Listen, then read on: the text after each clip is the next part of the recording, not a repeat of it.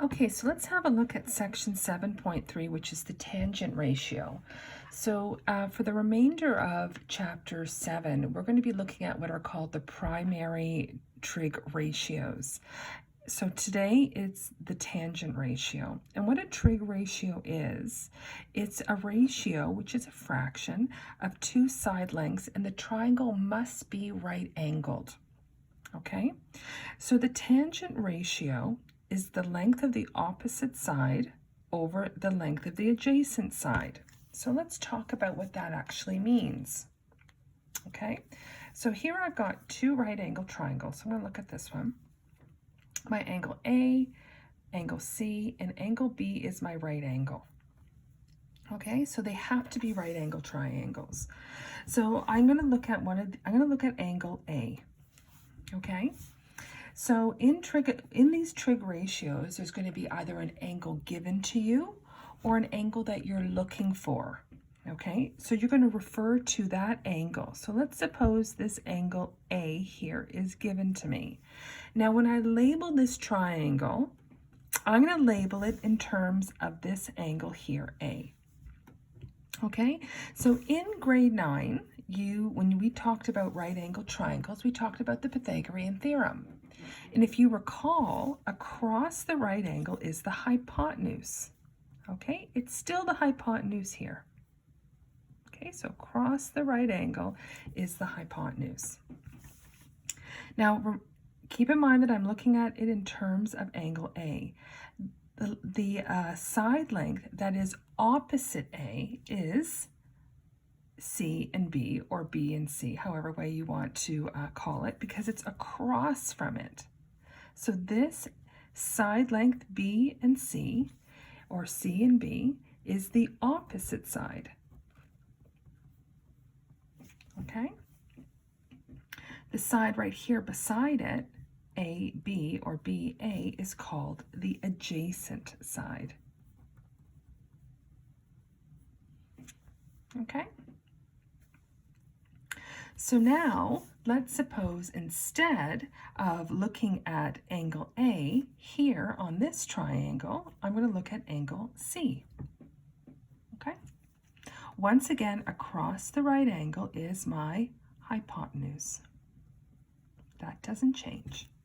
Now, if my angle that I'm either looking for or that is given to me is angle C, where is the opposite side now?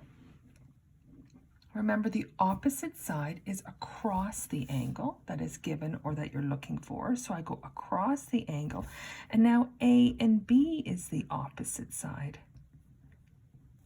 Okay? And then C and B is the adjacent side.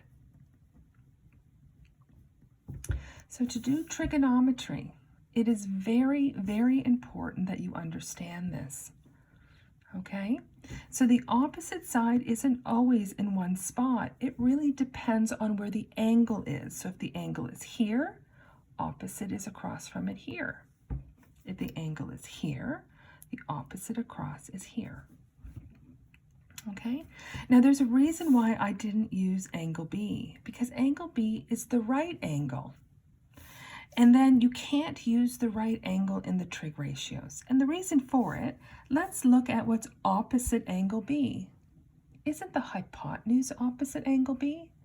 So then it becomes the hypotenuse and the opposite side are the same side length, which we can't have. So when you do these primary trig ratios, you don't use the right angle. Okay? Now the tangent ratio is the length of the opposite side over the length of the adjacent side. So the way you're going to write it, and this will make more sense when we start looking at examples. Now, unknown side, when we talk about unknowns, we've often been using letters like X or Y. And you can do the same thing here. You can do the tangent of, and we often simplify by going tan, of an unknown angle, let's say A, equals my opposite over my adjacent. So you'll often see it like that. But you could see it like this, and I just don't want this to confuse you. This is called theta. It's an unknown angle. And again, it's my opposite side over my adjacent side. So it's always tan of the angle equals the opposite over the adjacent. Okay, and if you see this symbol here, theta, it just means unknown angle. Okay, so let's look at a couple of examples. And these first three examples that I'm showing you are just really trying to get you to understand the ratio and understand how you use your calculator. Okay, so let's look at the first one. You're asked here to find tan P and tan Q. Now remember, capitals are always angles, and with the tangent ratio, it's tan of your angle. Okay, so let's look at tangent P. Okay, so tan P. I know that it's going to be my opposite over my adjacent. So I look here at my angle P like that, and I say, okay, what side length is opposite angle P? And you're going to tell me it is, opposite angle P is 14. Remember, across the right angle, this is my hypotenuse. So opposite angle P is 14. What's adjacent to it? It is 11. And there's my ratio. Okay.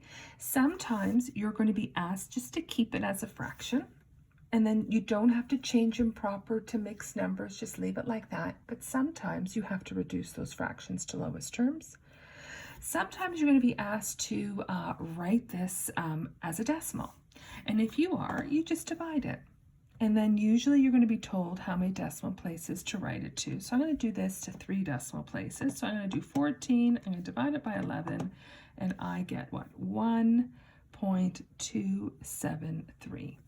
Okay, so just be careful when you round. Where people make their mistake is usually in the rounding. So this is what I had before. I had 1.2727, and the 2 sevens just kept repeating, right?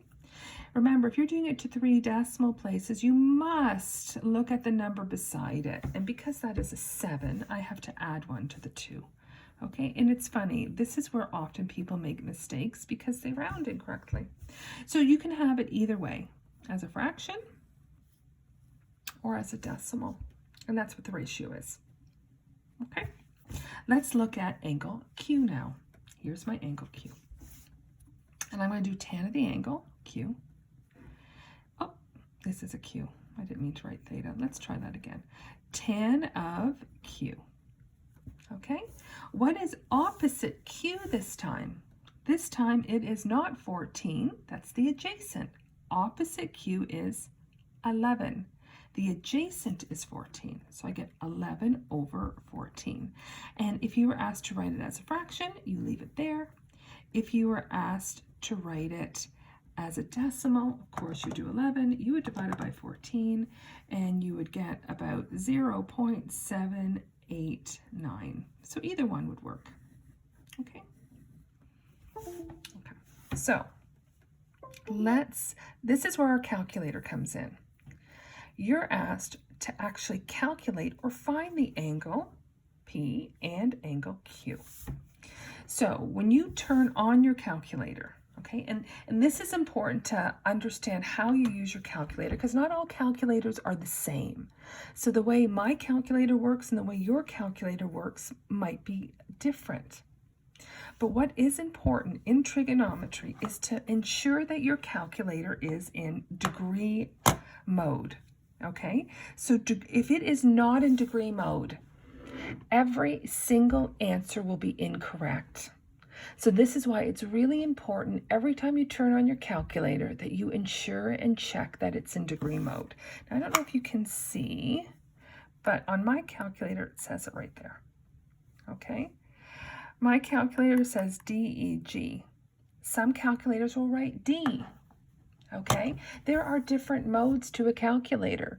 So if your calculator is not in degree mode, there is often a reset button at the back of your calculator. You just hit it with a pencil and it will automatically go back into degree mode. Okay? Or you have to change the mode on your calculator. So these are things you have to figure out how to use your calculator, okay? But the easiest way to do it is to reset it. Okay, so I'm going to find angle P first. Now on your calculator, okay, you have these three primary trig ratios. It's sine, cos, and tan. Today we're looking at tan. Now to find what an angle is, you should have a button like this, which is a second function button. Some calculators it's called shift. Some calculators it's called inverse. So really you got to figure out what your calculator has, right? So it's usually up here, okay? So mine is second function. Okay, so again, how you use your calculator, again, it's going to change depending on your calculator. So let's look at angle P. Okay, so I'm gonna get the more accurate answer here, and I'm going to use my fraction. Okay, I could use my decimal. It doesn't really matter. We're going to all get the same thing. Okay, it might be off slightly depending on the rounding. Okay, so to find the angle P, what I hit is I hit the second function button. So second function, because it's a tan ratio, I hit tan.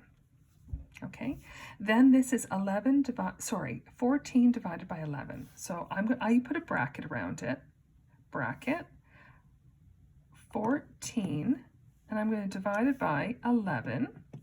I close the bracket and I hit equal. And then I get approximately, what is that? About 52 degrees, approximately. Okay, or yeah, so about angle P is approximately 52 degrees. Okay, so once again, you need to be in degree mode. To find an angle, you hit your second function, your shift, your inverse, whatever that is. So second function, tan, and then I put a bracket around it. Some calculators automatically put the bracket on it. Some calculators don't. So it really depends on yours. I close it and then like that, okay? I have another calculator here because a lot of people have calculators like this. And then you have to almost do the opposite to what I just said. Okay, so again, I check that I'm in degree mode. In this calculator, I have to actually do the division first. So I have to do 14. I divide it by 11. I hit equal. Then I hit my second function key, and then tan, like that. So how your calculator works, you're going to have to figure it out. Do you do how I do with this one or this one? So you're going to have to try and figure out how your calculator works. Okay, so let's try the same thing here with angle Q. Again, I'm going to use this one, second function tan, then I'm going to do 11 divided by 14, close it, and I get about 38 degrees, right? And it makes sense, right? If I was feeling like maybe there was a mistake, if I add up all these angles in a triangle, what should they all add to? They should all add to 180. So if you're finding your answers don't make sense, it's probably because you're not in degree mode, okay? Like I said, if you're not in degree mode, all your answers will be incorrect, okay? So let's just look at this for a moment. Okay, this angle 52. If I put angle 52 in, I should get approximately this ratio, this decimal. Your calculator won't write your trig ratio as a fraction. Your calculator will write your trig ratio as a decimal. So I just wanted to show you one thing before we move on. If I do tan of 52 degrees, I should get this approximately. So let's see what happens. Okay. Now, the second function key is only used to find an angle.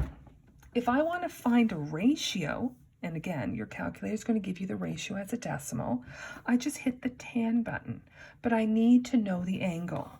Okay, so that's what I'm going to do here. So I'm going to hit tan 52 equals, and I get 1.2 0.28 approximately.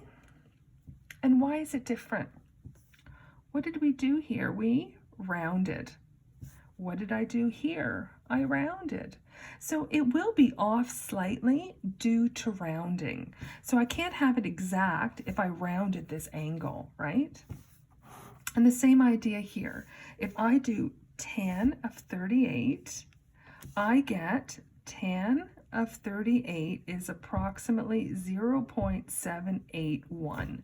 Again, why is it off? I rounded, right? And I rounded. Okay?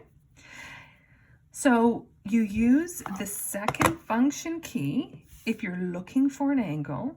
You use the tan key if you're given the angle and you're looking for the ratio as a decimal. Once again, different calculators work differently. So this calculator, I would do 52 and then hit tan, okay? As opposed to the other one where I do it in the opposite sequence of hitting the buttons. So again, you have to figure out your calculator. Okay, so now let's look at a couple of examples again where we're just using our calculator. Okay, it gives no diagram now. It gives you the angle and it's asking you to figure out what the ratio is to 3 decimal places. And because I am given the angle, I just use my tan button. So I do tan, again, make sure you're in degree mode, 20 equals, and I'm going to round this. So it's about 0.364. That's 4, yeah. Okay, because of that 9. Okay, tan of 75 degrees. Again, I'm given the angle, right? So I do tan 75, and I get 3.732 approximately. Once again, I rounded it. Okay, so if you're given the angle, you just use the tan button. Let's look at this. Here you're asked, what is the angle? What is the angle to the nearest degree? So the nearest whole number. What is angle A? So because I am looking for an angle, I do second function, tan, and then I put in my decimal, and I get, it's about 37 degrees. Again, here I am looking for an angle, second function, tan, 2.014, and I get about, 64 degrees? Okay. So these 3 questions were really just figuring out how to use our calculator. Okay, so let's move on and look at more typical types of questions that you're going to be solving given the ratio, the tan ratio. Okay.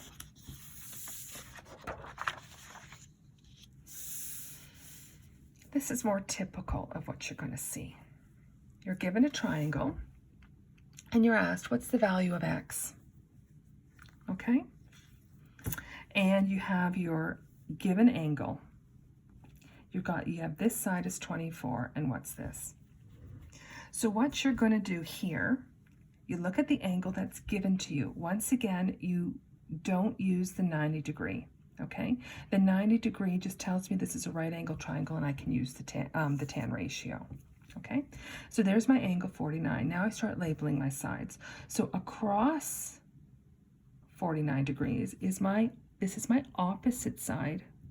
Sometimes I just use O, okay? Remember, across the right angle is my hypotenuse. And beside angle 49 is my adjacent, which is x. I'm going to set up my ratio. I know tan of an angle, I'm going to call it theta, equals my opposite side over my adjacent side. Okay, so I know my angle is 49.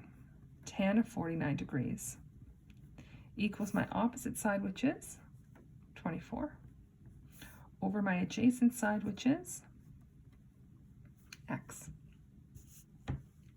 Now keep in mind that tan 49 is just a number, right? Because we know tan 49 is just this decimal, right?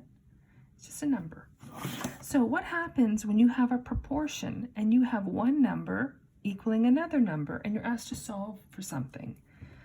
A quick way to solve it is to cross multiply. This is just a number. I know the denominator is 1. So I cross multiply. I do tan 49. I'm going to multiply by x.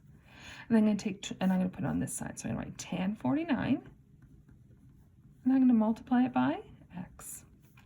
24, and I'm going to multiply it by 1. I got to get x by itself. So I divide both sides by tan 49. Tan 49. Remember, anytime you have the same number, remember this is just a decimal, right? Same number in the numerator and in the denominators, these cross out. Okay, I'm just going to move this up. And then I just use my calculator to solve it. Okay? Again, make sure you're in degree mode. So the way I solve it is exactly the way I see it. 24, I'm going to divide it by tan 49. I hit equal. And my answer is approximately, did I tell you what to round to? No. Is approximately 20.9, 21. And the units here are in meters. And that's it. Okay. A calculator like this one, which some of you have, you're going to do the same thing. You're going to do 24, and you're going to divide it by, but this time you put the angle in first, 49 tan.